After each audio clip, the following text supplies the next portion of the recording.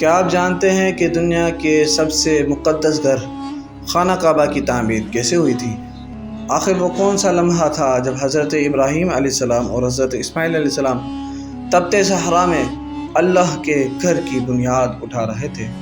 اور آخر کیوں آج بھی دنیا بھر کے کروڑوں مسلمان اسی کعبہ کا طواف کرتے ہیں؟ آج کی یہ ایمان افروز اسلامک ڈاکومنٹری آپ کو خانہ کعبہ کی تعمیر کی ایسی حیرت انگیز داستان سنائے گی جو آپ کے دل کو ہلا دے گی۔ آخر تک ضرور ویڈیو دیکھے گا کیونکہ اس کہانی میں ایمان، قربانی اور اللہ کی محبت کا ایک عظیم راز چھپا ہوا ہے۔ ہزاروں سال پہلے عرب کے سرزمین ایک سنسان اور ویران صحرا تھی۔ نہ وہاں پانی تھا، نہ درخت، نہ آبادیاں، ہر طرف صرف ریت اور خاموشی تھی۔ اسی بے آب و گیا وادی میں اللہ تعالیٰ کے حکم سے حضرت ابراہیم علیہ السلام اپنی اہلیہ حضرت ہاجرہ اور ننھے بیٹے حضرت اسماعیل علیہ السلام کو چھوڑ کر گئے تھے۔ حضرت ہاجرہ حیران تھی۔ انہوں نے عرض کیا، ابراہیم، کیا آپ ہمیں اس سنسان وادی میں اکیلا چھوڑ کر جا رہے ہیں؟ تو حضرت ابراہیم علیہ السلام خاموش رہے کیونکہ یہ اللہ کا حکم تھا۔ پھر حضرت ہاجرہ نے پوچھا، کیا یہ اللہ کا حکم ہے؟ حضرت ابراہیم علیہ السلام نے فرمایا، جی ہاں۔ یہ سن کر حضرت ہاجرہ نے ایمان بھرے دل سے کہا، پھر اللہ ہمیں ضائع نہیں کرے گا۔ کچھ وقت بعد پانی ختم ہو گیا۔ ننھے اسماعیل علیہ السلام پیاس سے تڑپنے لگے۔ حضرت ہاجرہ علیہ بے چینی کے عالم میں صفا اور مروہ پہاڑوں کے درمیان دوڑنے لگی۔ 7 مرتبہ دوڑنے کے بعد اچانک اللہ تبارک و تعالیٰ نے ایک عظیم معجزہ ظاہر فرمایا۔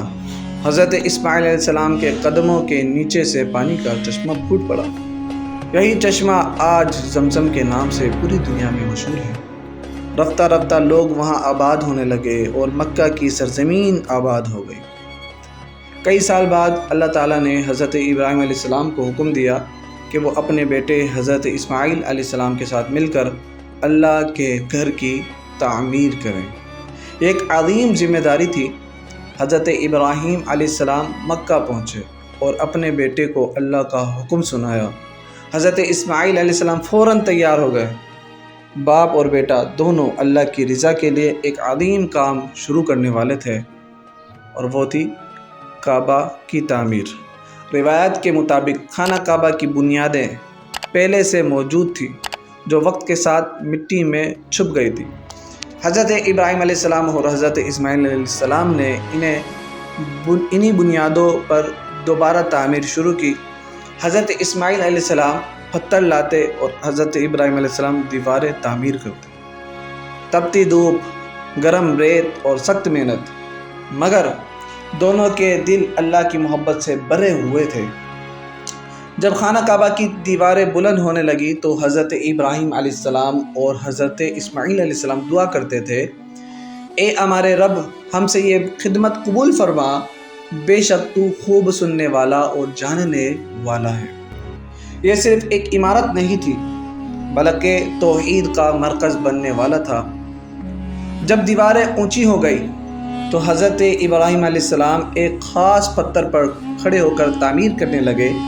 اللہ تعالیٰ نے اس پتھر کو معجزانہ طور پر نرم کر دیا، اس پتھر کو، اور اس پر حضرت ابراہیم علیہ السلام کے قدموں کے نشان بن گئے۔ آج یہ پتھر جو ہے مقام ابراہیم کہلاتا ہے۔ خانہ کعبہ کی تعمیر مکمل ہونے کے بعد اللہ تعالیٰ نے حضرت ابراہیم علیہ السلام کو حکم دیا، لوگوں میں حج کا اعلان کر دو۔ حضرت ابراہیم علیہ السلام نے عرض کیا، اے اللہ، میری آواز پوری دنیا تک کیسے پہنچے گی؟ تو اللہ تبارک و تعالیٰ نے فرمایا، آواز دینا آپ کا کام ہے اور پہنچانا میرا کام ہے۔ حضرت ابراہیم علیہ السلام نے جبل ابو قبیس پر کھڑے ہو کر حج کا اعلان کیا، اور اللہ تعالیٰ نے اس آواز کو قیامت تک آنے والے انسانوں تک پہنچا دیا۔ اسی لیے آج دنیا بھر سے کروڑوں مسلمان خانہ کعبہ کا طواف کرتے اور طواف کرنے کے لیے آتے رہتے ہیں۔ یہ عظیم واقعہ ہمیں سکھاتا ہے کہ اللہ کے حکم کے سامنے سر جھکا دینا ہی کامیابی ہے۔ اخلاص کے ساتھ کیا گیا عمل ہمیشہ باقی رہتا ہے۔ اللہ تعالیٰ اپنے نیک بندوں کی قربانی کو کبھی ضائع نہیں کرتا۔